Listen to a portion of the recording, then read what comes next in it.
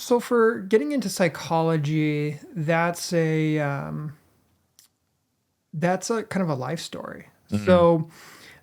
It starts at the very beginning, as all great stories do, wherein I was born in Sylmar over in the San Fernando Valley, and um, I would even say the story about how I got into psychology even predates my birth, wherein my biological mother was at a drug rehab facility. And while she was there, one of the attendants took advantage of her, and 9 months later, that's where I came from. When I was born, I was immediately placed in the custody of the state of California. Quickly enough that they didn't even have time to name me. My original birth certificate had my name as baby boy. Um, Soon after, I was placed in a foster home with an older lady who was really unable to hold babies past a certain weight just because she was older, wasn't able to do that.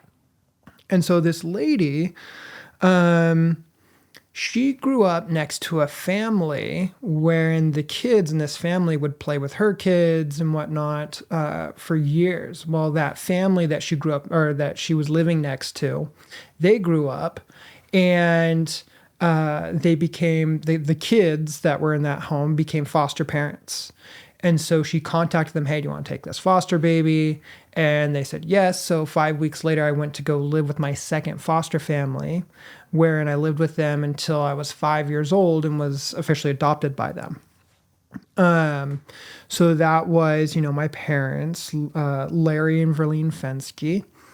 And growing up, I was the youngest of eight. They had four biological children, four adopted children. So it was four boys, four girls. The biological children, it was three girls, one boy. And then for the adopted ones, it was one girl, three boys. Hmm. So we grew up in a Christian home up in Lancaster. Same home, always kind of grew up in the same house. My parents still live there. And there were just some significant things that happened throughout the years that kind of influenced my mental health, my family. In 1995, my brother, their biological son,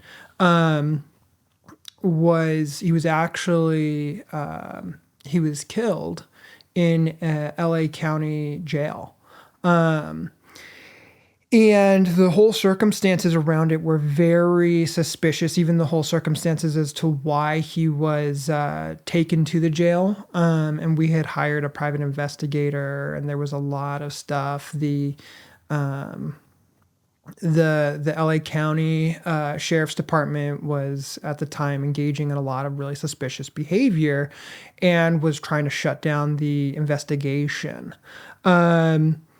My parents, for a time being, had a lawsuit going against the LA County Sheriff's Department, and ultimately they ended up dropping it due to certain intimidation tactics that were taking place. And so that influenced me. That influenced my family. I was little. I still remember the whole situation. And years later, many years later, through different things, different situations, you just kind of grow up in high school, dealing with the high school situations. I went to college. And when I came down to San Dimas, California to college, I was planning on going to school to be a youth pastor. I went to Life Pacific College, now known as Life Pacific University. I started in the spring of 2010, so it was halfway through the academic year. And about a semester or so in, or excuse me, a year or so in, I had a roommate who, him and I were really close. And he had a good friend whom he had grown up with in Santa Clarita. And that friend was stationed overseas. I believe he was in Afghanistan. And I was actually, I'd gotten to know the guy a little bit. I wouldn't say that we were like close friends or anything like that, but I'd gotten to know him. And while we were there, during the spring, around the time of spring break 2011, I had gone home to another friend of mine, Tim Kalunga. You might have met him. I went home to go see my family. My family was out of town that day, or for the next few days. So I spent a few days at my friend Tim's house. Well, the first night of spring break, I get a phone call from my roommate. His best friend in Afghanistan had been killed in action. So that was kind of like impacting both of us.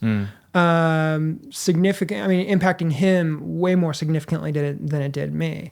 But that was just kind of like, wow. You know, it really puts life into perspective. Now, from that situation, my spring break kind of went downhill a little bit. My mom had eye surgery recently. It wasn't healing properly. My sister was having some medical difficulties. I was talking to a girl for about a few weeks, and out of nowhere, she just kind of decided like, oh no, we're done talking.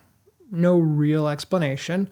And so I didn't really know how to process that. So once the spring break had ended, I'd gone back to campus, and it was pretty quiet on campus for a minute. And my roommate didn't return right away. So I was in the room by myself, and I always kind of referred to my room at that time as a black hole of depression. And around that time, I had also started a counseling class to kind of just get an idea as to what counseling looked like, what it looked like to do counseling. And I reached out to the campus actual counseling services because I was like, I need to, kind of figure some stuff out. And so I started going to therapy on campus, Emmaus Road Therapy. And I saw a counselor there for probably about 2 years. And so we ended up processing a lot of different things, a lot of different factors with the immediate depression that was going on. And then we began to look at a lot of factors in regards to my childhood and being placed up for adoption. And it was really integral work. Kind of had me look at concepts like attachment. Attachment is, how young individuals or little children develop connections to their, what we call primary caregivers, usually their parents or grandparents. And how when those initial attachments are impacted, when you're young, it impacts you as an adult. And it can impact your relationships and connections with people as adults. So that was something we'd kind of focused on. Well, by doing this work in therapy and taking this class, I was like, man, this seems like a really interesting field. So I'd begun to pray about it and think about it and whatnot. And I remember some time into that semester calling my mom and being like, hey, I think I want to switch directions.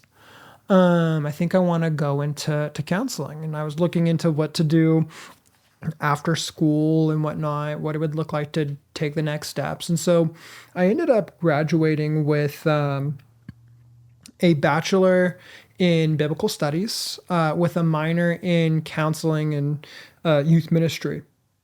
And so from there, I applied to go to graduate school and go straight into a doctoral program, what we call a PsyD, so a doctorate in clinical psychology, at Azusa Pacific University.